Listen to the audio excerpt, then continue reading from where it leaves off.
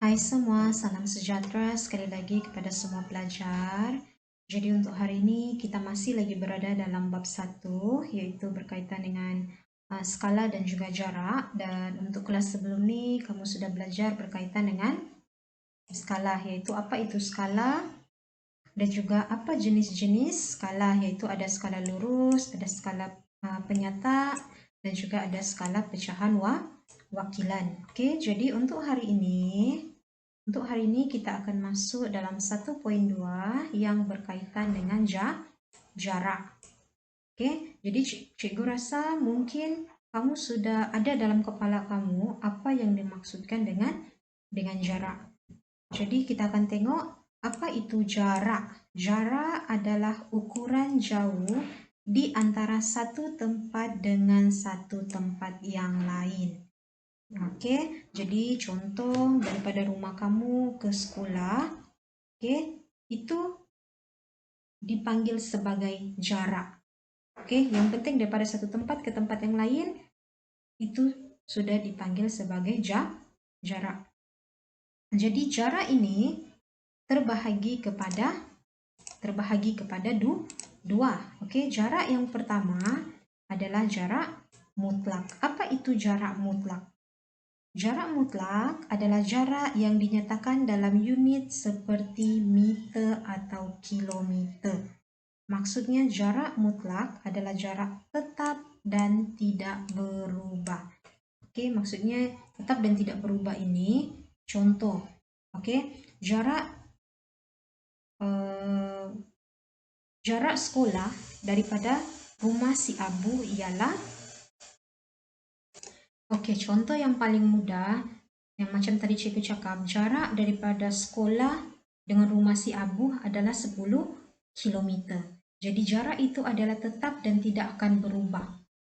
Oke, itu maksud dia dalam unit kilometer. Manakala jarak relatif, oke, jarak relatif dia merujuk kepada jarak yang melibatkan kos dan massa, di mana dia tidak tetap dan sentiasa berubah. Oke, dia berlawanan dengan jarak mutlak.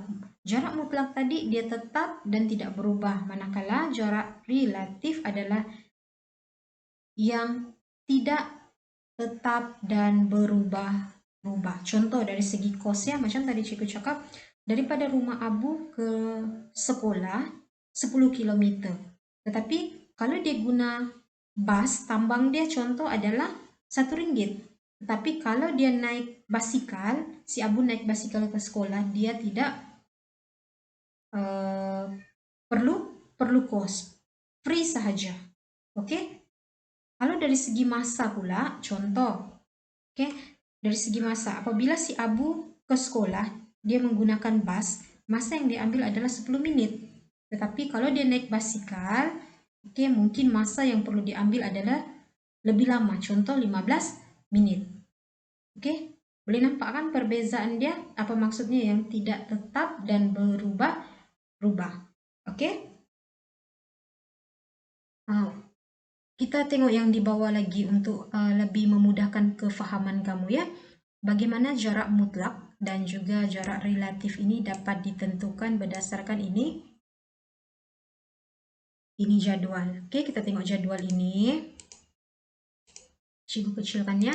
Oke, cikgu bagi contoh satu lah ya, berdasarkan ini jadwal.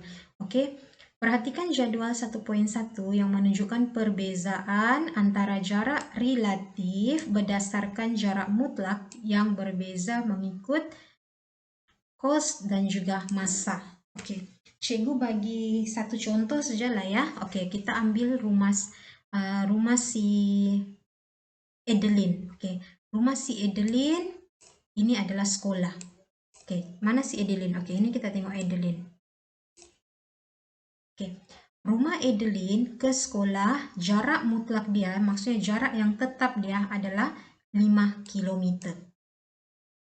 Oke, jarak relatif itu tadi sebelum ini kamu nampak jarak relatif dari segi kos dan juga masa. Oke, kita tengok ya. Tengok ya. Oke. Kalau si Adeline dia ke sekolah dengan menaiki taksi, tambang yang dia perlu bayar adalah 10 ringgit. Oke, manakala apabila dia menaiki bus, dia hanya perlu tambang Rp3. Oke, kalau dia naik basikal pula, dia tidak perlu bayar apa-apa. Oke, itu dari segi kos. Manakala dari segi masa, tengok ya dari segi masa. Kalau tadi si Adeline dia ke sekolah menaiki taksi, dia hanya perlu masa 10 menit.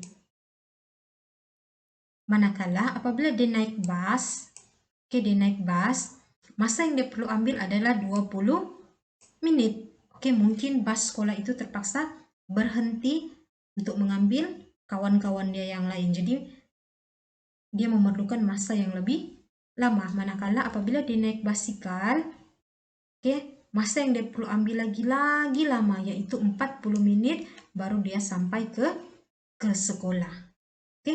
Jadi kamu boleh nampak sudah kan apa itu jarak relatif dari segi kos dan juga masa.